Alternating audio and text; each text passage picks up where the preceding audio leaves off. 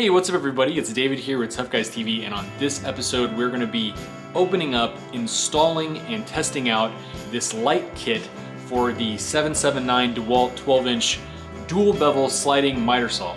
This is an upgrade I've been waiting for a very long time, so I'm very excited to share this with everybody. So stick around for this episode. I think you're going to enjoy it.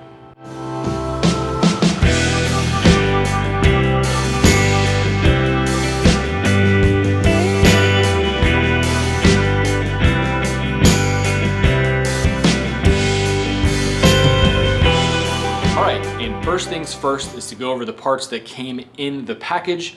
Let's get right into that. And all right guys, this is the upgrade light kit from mmtoolparts.com. As always, linked down in the description if you'd like to pick up one of these kits. And this is everything that actually came in the package for us. Initially here, it looks like this part is gonna be replacing the handle assembly on the DWS779.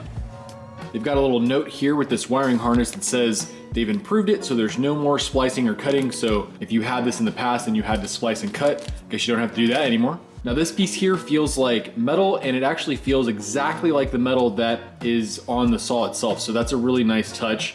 And you can see the light there, the LED. And then we've got a wire with a connector coming out of the other end. And then this last part here looks like the on and off switch. It's got a nice rubber coating on it, and again, the yellow, the same color as the saw. All nice touches here. All right guys, the next step is to get this thing installed on the saw. And a quick note is that they do have a really great video on their website if you want to check that out. I'm gonna go ahead and run through a quick version of the install here since you're already here checking out the video, and then we'll kind of test it out. You can see the comparison between how the saw was cutting before and now adding that light with the shadow so that you can make more precise cuts. Let's get started. And you know we got to start off by unplugging the saw, of course. You're going to push this little lever up so you can lower it all the way down and put the locking pin in place. This will make it much easier to work on everything. We're going to remove the tool that is built into the saw. You're going to need that. And start by removing these screws here at the top of this little black handle part. I believe that's actually a T30. And once you have removed that, you're going to need the T20 and the T25 bits. Now you're going to start off with the T20 bit, and you're going to remove all the screws around the perimeter. And of course, using a cordless drill would be a ton easier. I actually end up doing that later on. Now here I'm switching over to the T25, and that's only these 4 screws here in the center.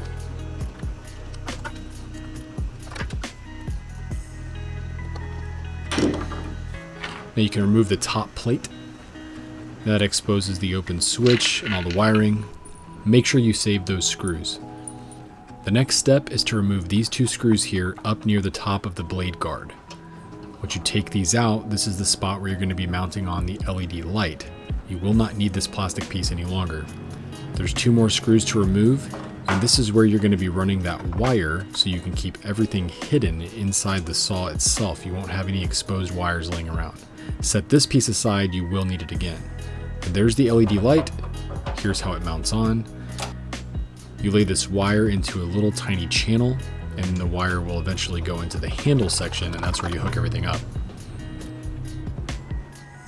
And here's a great view of the groove or the channel that the wire can go into. And then down at the end of the wire, you're going to have your connector, so make sure you have that where it needs to go before you put this cover back on and in place.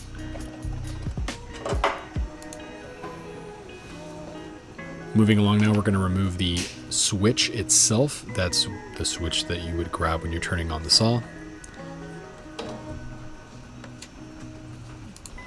Now, I'm not exactly sure if you have to remove this whole casing, but I'm doing it, the bottom part of the handle. I'm not really sure if you had to, but I went ahead and switched it out since the kit did come with a whole new assembly for the handle.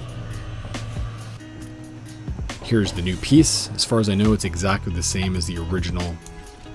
Now the next step here is going to start to hook up these wires to the switch control. So you're going to remove the Phillips screw, you're going to get that loose, you're going to put your new piece on, and this is your power tie-in for the light itself. You're going to put that screw back in. These are pretty tiny, so you want to make sure if you do drop anything, you can keep track of where it goes. Now you're going to hook on the neutral, remove the connector. Now hooking this up into there was actually pretty difficult. It took me a few tries and was not super easy. So make sure you are a little bit patient when you're trying to connect the neutral. I ended up using some white tape just to keep it a little bit more secure. The last thing you're going to do is set up for the button that actually turns the light on. There's a couple clippy connectors here, super easy. It just sets in place and connects together with the top, kind of like Legos.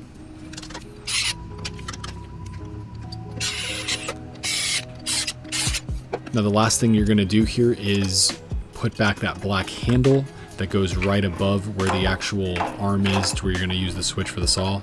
Put this back in with a T30 or the tool that comes on the saw. Now overall, the install process was super easy with this thing. Now there were a couple challenges that I ran into that I actually didn't see them cover in their little install video that they have on their website. So I'm glad that I went through that and showed you guys that. That one thing in particular being connecting the little neutral to the connector that they provide. So that was a little bit more difficult than it looked in the video, but still super easy.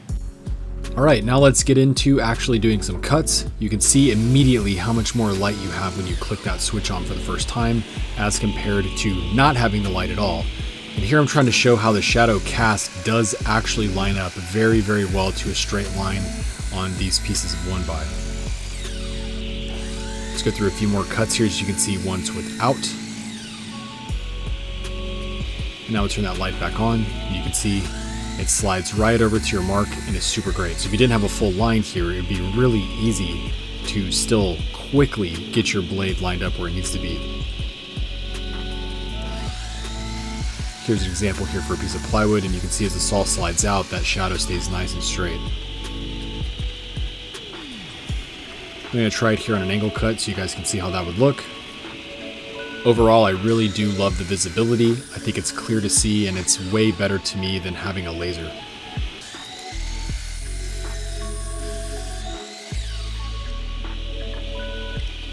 Now where I see the most benefit to this thing right away is to be able to make quick marks on a board and then slide the board in, and you have your straight line instead of having to take out a speed square and mark it to make sure that you're lining up well. I think that's a really cool thing, and it's gonna definitely speed up the workflow in the shop. And the other great advantage that I see, especially over saws that have a laser, is that a lot of times for me in my shop, the lasers aren't really that visible. This is way more visible. Like even in brighter light, I can still see because it's a shadow that's being created instead of the laser beam having to compete with the ambient light in the area, like say the laser is too low power. So I think that's a great advantage as well.